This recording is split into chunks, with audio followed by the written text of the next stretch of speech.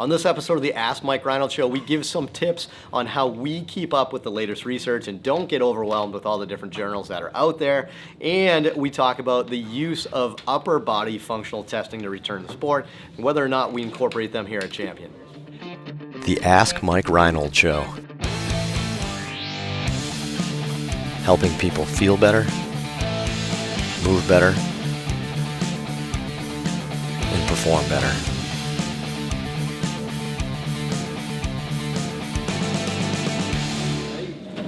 Welcome back, everybody, to the latest episode of the Ask Mike Reinold Show. I'm here with Lenny Macrina, Dave Tilley, Mike Scaduto. We're here at Champion PT and Performance up in Boston. We're all getting over colds.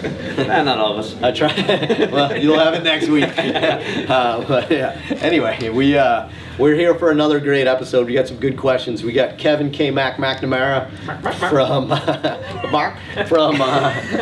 from Franklin Pierce University, the one in Phoenix, the online version. I just want to say I really appreciate Kevin's hair today. It's a really good angle.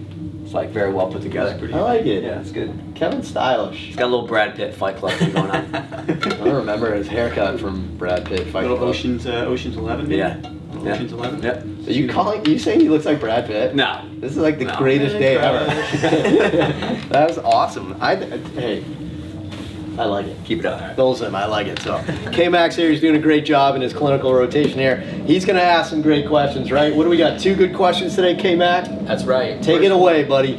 First one we got here is Lindsay from Westchester. What are some tips or tricks for keeping up to date with new research when you don't have time to sit and sift through hundreds of articles each week?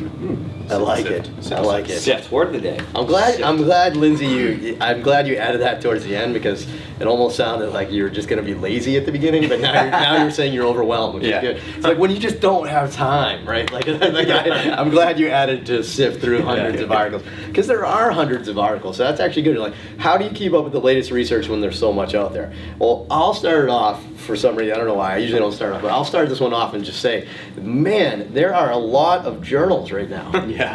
So I don't know if anyone's picked up on this here, but this is a little insider secret here. There are such thing as like predatory journals, which we're talking a lot about online in our clinical world. I mean, our academic world.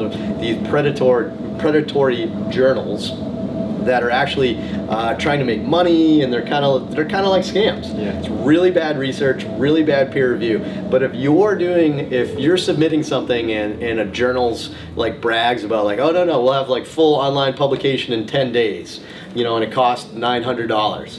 Like, that's a scam, right? That's not good research. That's not a good thing. So I would just start and say that right there from what you said is, yes, there's a ton of journal articles out there, but this is like saying the same thing as like saying like, well, how do I know what to watch on Netflix? There's thousands of things on Netflix. Well, 95% of the stuff on Netflix sucks, right? Like, and it's just, the 5% that you want to watch. It's the same thing with journals. So based on that, what do you think? So Len, I know you're good at. Why don't you start, Len, and give us a list of the journals that you recommend we start with? What's our starter kit? Yeah, like maybe not like them all, but like what's the mandatory one? The Western Swedish Fish Journal? I love Swedish Fish. Is that No.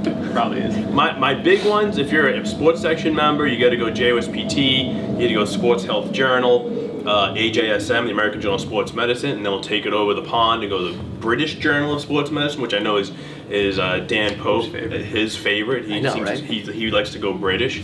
I'm not there yet. I still like AJSM better. I like AJSM. Oh no, better. I like it. AJSM has a lot of commentary and everybody their opinions, and which is fine. But I want research. Journal of Arthroscopy, so I keep up with the docs and what's going on. Wait, so is that our first lap? Because you're going to start overwhelming her. Sorry, we maybe got 4. I think Sports Health, JOSPT, BJSM, AJSM. Are kind of my big 4 go-to. IDK, my BFF Joe. And then Journal of Strength and Conditioning Research is another one. Just kind of get the 8, 6, 7, 5, 3. Those are kind of my 4 or 5. What was the last one? Strength and Conditioning Research. Oh yeah, Strength and Conditioning. Or wait, which is the good one? Strength and Conditioning Research. There's 2. Yeah. The other one's the Journal of Strength and Conditioning or something. Yeah. One's a little magazine-ish. Right. But that's a good example. That one's a little magazine-ish, which is fine, but it's not as like detailed in there. I like so that. those are my 4 or 5. And what do? I just go periodically to them. I don't have anything set up like RSS feeds or anything like that where I'm getting delivered. I literally go to the website. I have reminders in my calendar every periodically to go because I want to see. I'm putting it on my Instagram pages and my Twitter pages, and I write my blogging about it. So that's my reminder to go. Is I have time set up on my calendar to do this stuff. I like it. Good. So good. That's a good group. Anybody want to add one or two? I think I would agree. I mean, there is journal athletic training, which isn't. That's another one I do too. Which isn't I'm too not an bad. athletic trainer, Elbow but and shoulder Yeah, surgery. shoulder elbow surgery is a good one. well, yeah, the JBJS, shoulder and elbow surgery, journal of arthroscopy. I think that's the next tier. That's Those are like going to be more that's wave doctor-y. two. That's Yeah. that's the doc trying to keep up with what the doctors are doing. Yeah, that's definitely like wave. Which two. you have to. You have to keep up with what surgeries they're doing because things are evolving, especially with cartilage and ACLs and everything else. You got to figure out what they're doing. So, because rehab's going to potentially change too. All right, so I'd say our first tip sounds like stick to a core group. Realize there's a lot of bad journals out there, and you don't have to read all the bad journals. Right. Most of them, trust me, we look at some articles published in those bad journals, and they're really bad articles with really bad methodology. And it's funny because we see people talking about the results, and in our heads we're like, well, that study's kind of useless. So it doesn't really matter what the results are. So I'd say that's one. I would add too, maybe something you can say is like, look, with Con Ed, there's a bunch of different types of Con Eds you can go to, but some of the meetings, like, you know, some of the local meetings that they tend to have, like the doctor groups, like we have a couple big ones in Boston with MGH, and then Alan Curtis with the New England Baptist. They kind of have two big ones. TCC with the sports section is a good one, but it's those big conferences where there's like 10 to 15 minute talks, and you hit a bunch of topics, and you kind of, essentially what happens here is each of those topics, the person theoretically is going to go over all the latest research that's out on that topic, and it's going to be like a quick kind of like jolt of updated research on that. So that's another way where it's almost like, you know, once a year you try to get to a kind of a meeting like that. What else? Anything else in your guys' end? My personal recommendation along with that kind of stuff is I have a handful of topics that I know are relevant to me, spondies, some other things that I'm interested in. Like, I have to kind of stay up on that research because it's relevant to what I study. So I always, once a month or once every other month, will do a PubMed search with a couple keywords that I know trigger the same kind of stuff. And then through looking at those every other month, I just know a handful of authors in that space who consistently put out high quality, like Mark Safran from Stanford, really good hip research on hip microinstability. Not a lot of people study that. Saffron? Sorry, my fraud. Saffron. It's Mark. Mark. He's a good dude. But like hip microinstability is something that I need to know about. You know, the Tommy John researchers, you guys know a lot about that. So I then study. I then follow them as authors, and if they're on papers with other people. I mean, I couldn't have. We don't talk about these questions ahead of time, but if I had to script our answers to this, I think we're nailing this right now. So the next thing I do is, you do know they set up. They have alerts. Search queries, So in PubMed, there's alerts that you can do. So I have alerts for some topics like baseball and overhead athletes and stuff, and I do have some alerts for authors. Safran. Right. So Mark Safran from Cali. What's up, Mark? I think Mark listens to the show. All right. So he's a Thank you for all your work. But like I have them like with Glenn Fleisig, right? Because I know if there's a biomechanical study on baseball, Glenn's going to probably be involved, and I want that. So I have a few ones like that come up. So, you know, if you have a very specific topic, you can set up alerts that you can either get right when they come out, or you can get a once a month kind of digest, and you kind of do that. So heck, I think that's a good start, right? There's kind of like 3 good ways to do it. Be topic, author specific. Go to like an updated like conference that goes over research, and stick to some core journals. I think that would be the way to do it. All these open access journals and stuff, and the online journals and stuff, they're getting there. There's a couple that'll probably shine, but trust me, go to the submit an article, and if it costs $1,500 to submit an article, that's insane. It's a scam. What does it cost to publish something in AJSF? It's like nothing. It's like, I don't think it's that. it's not even like $20 to submit. Yeah. I mean, which it does cost us stuff to submit papers, believe it or not. Yeah, we have no funding, right? but still. But you're not buying a public. Yeah. That's it. People are buying publications Yeah. for $1,500. Yeah. That's really fake research. So I think that'll help. And go to PubMed. I see this a lot on Facebook, and people asking what's the research on this and that, and people don't go to PubMed, a very simple concept. They're going to they Facebook go to Facebook groups to ask where the research and is. Instagram, versus search in PubMed first. That's just my type that biggest in advice. PubMed. I always Dr. say Google. that. Right. Go to PubMed. That's where I go. Everything is there. I know. They're just That's crazy. All right, K-Mac, what's number 2? All right, we got Jessica from Maryland. As a physical therapist, do you utilize upper extremity functional tests such as the closed kinetic chain upper extremity stability test or the upper quarter Y balance as a component of your assessment for readiness to return to sport? That's dancing. That's not. All right, can I? All right, so I'm going to start this question because I know you're going to probably be politically correct and in the middle with this question, which is good. But I'm going to say we don't, right? We don't do the upper extremity return to play functional tests. Dave's going to say that you've dabbled. I know you're gonna get in there, and this look. Oh, there's some. Super specific for my sport. It's super right. That's it. And that's what I was gonna get to. I just look when you're doing the lower extremity return to play. It's a little bit more obvious, right? It's a run and a cut. It's a jump. It's a hop. It's a land.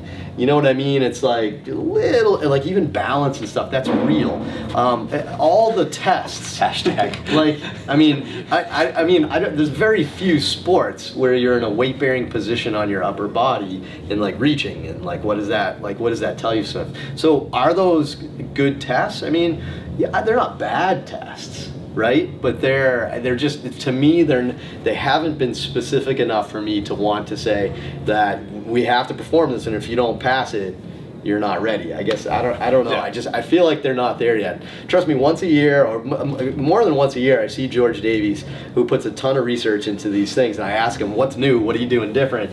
And heck, he's trying to come up with some good ones, and he's trying to get like this seated, like kind of like chest pass and like unilateral chest pass, which makes a little more sense to me. It's like, how can you like rapidly do that? Power? Yeah, Power testing? Yeah, but it's not the power they care. It's about like the apprehensiveness of it, and like because doing this and being able to do that without apprehension and to be able to be symmetrical and stuff is just way more than like, you know what I mean? Like, I don't know. I don't think the test, like the research has shown that those are really valid for stuff. But anyway, all right, I'll let you guys go from here.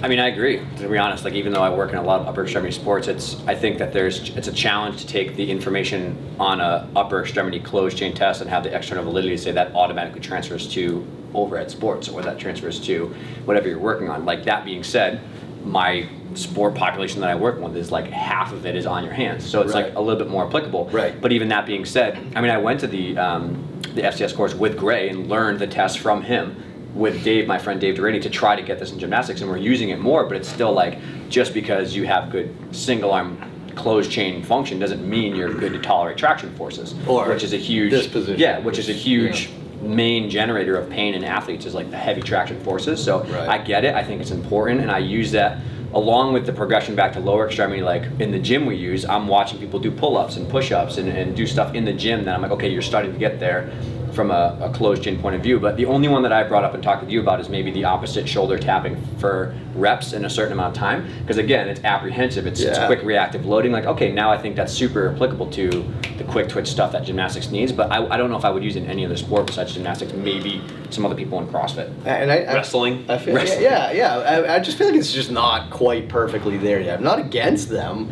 We're just like, I know, with us, it's all about sports use their legs, so those tests are a little bit more. It makes more sense. You know what I mean? So we tried to then say, like, well, what can we kind of do that's similar to the upper body? And I don't know. It's just not there yet. It's just not applicable. It's not there to yet for the everybody. upper body or the lower body. Sorry. Yeah, Lower body. it's actually a good point. Yeah, drop the mic. It's really not though. And so to me, it's observing somebody over a period of time and how well they progress through the rehab process, how irritable their shoulder is or not, or whatever joint you're treating. And it's so much more than a 10-minute test, and it's just that quick little snapshot. And I know we need something, but to me, it's that comprehensive care that I've given this person for 6 or 9 months.